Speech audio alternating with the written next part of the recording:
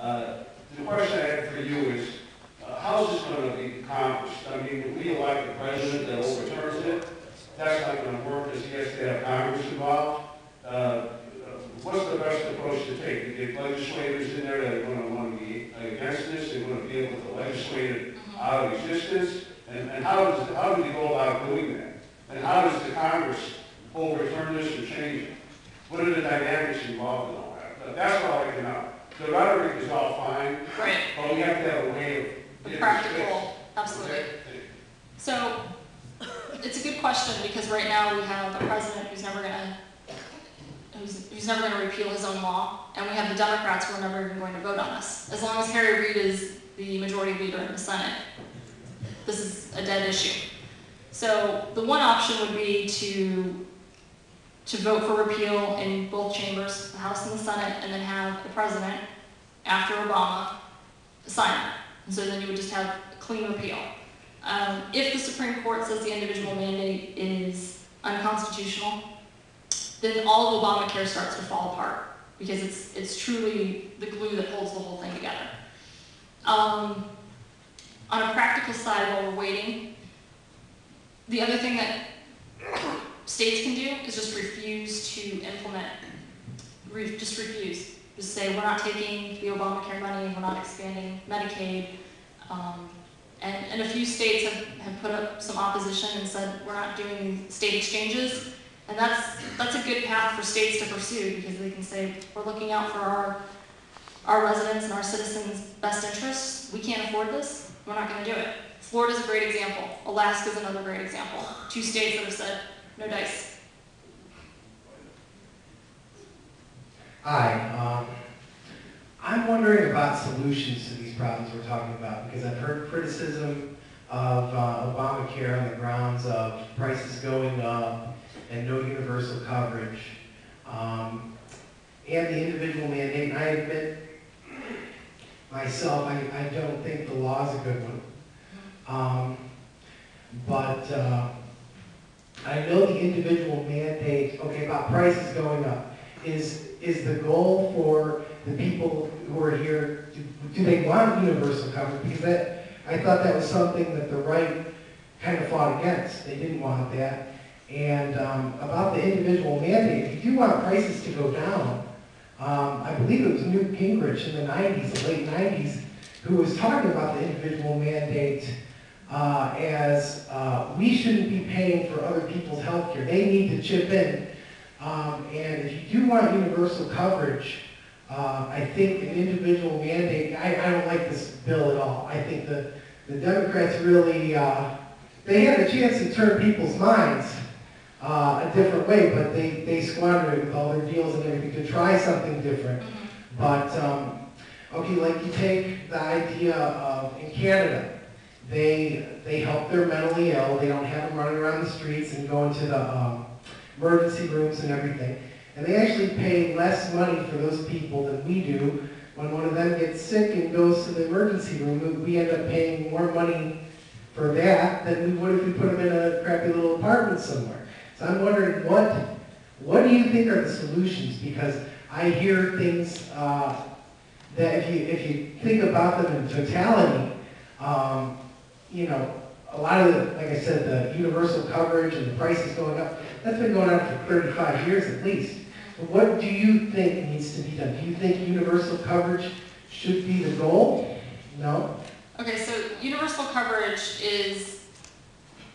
it's a good goal, but it should not be a mandate. And the difference is Democrats would like to achieve that by forcing people to make purchases. I would like us to have universal coverage because everyone has entered into the free market. So there are free market solutions. One thing that I've worked with several members on is increasing health savings accounts because people tend to be much happier with those. They do get access, and then they become consumers, they're not just pawns in the system. When people are actually in control of their own health care, they do tend to make good decisions. They make long-term savings decisions. One of the other things, I forgot to mention this, I don't have the microphone, but I'm pretty loud, so. Everybody here realizes that Medicare is a government program. Yeah. Are you guys in favor of Medicare? No. No. You guys are Constitution will abolish it. I'm learning a lot. I'm learning a lot every day. All right, thank you very much. The more jobs you create, the more people pay into the Medicaid you already paid taxes for. So there you go, it's already paid for. The more jobs you create, the more people are working, the more it's already paid. Just use that.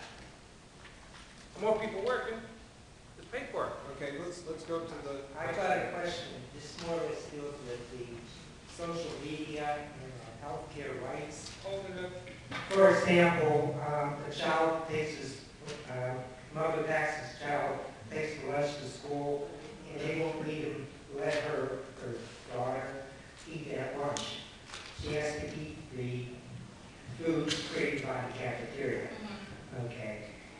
Are we, and there are other instances where you're trying to tell us what's healthy, what isn't healthy, and is this part of Obamacare, or is this the social media is sort of like backing Obamacare, telling us what we can do and what's right for us?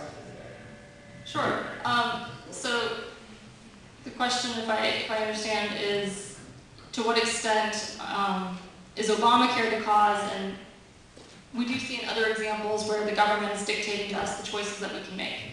We've seen that the example that you selected from Chicago Public School, where the parents are no longer able to make lunches for their students. So yes, we are trending in this direction where we're allowing government to make these choices for us and to tell us what's best for us.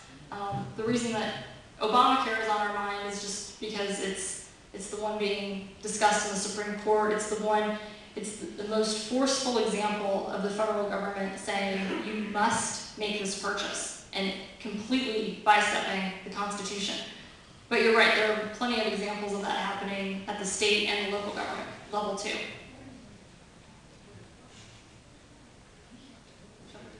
Next question back here.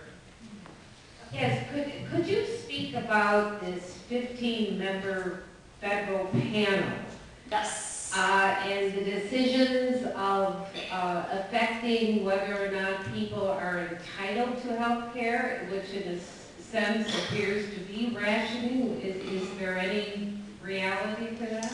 So the panel that she's referring to is the iPad, which I'm sure many of you have heard about.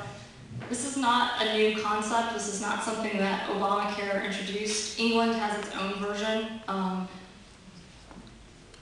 Essentially what this is, if government is going to be on the hook for everyone's health care in one way or another, there has to be some kind of cost analysis.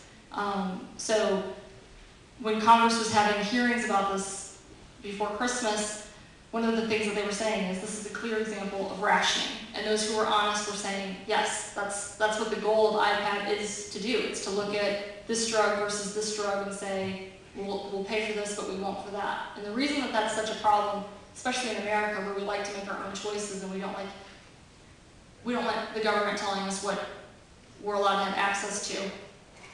There are lots of drugs that become available in the United States because people are willing to pay a lot of money when they're in their innovative stage. Those same drugs, it can take between 4 and 6 years for them to enter the market in England.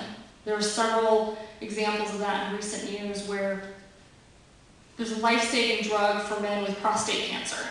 It took 6 years for England to approve that because they were doing the cost analysis. And when you're not looking at patients and you're just looking at the numbers, and that's what IPAD would be doing. IPAD would be saying, especially for seniors, but in general. And the best place to go and get information on this is Rahm Emanuel, who is now the mayor of Chicago. His brother is the architect of that, and he did a lot of writing on that, and he's the one who's been encouraging Obama to implement more rationing.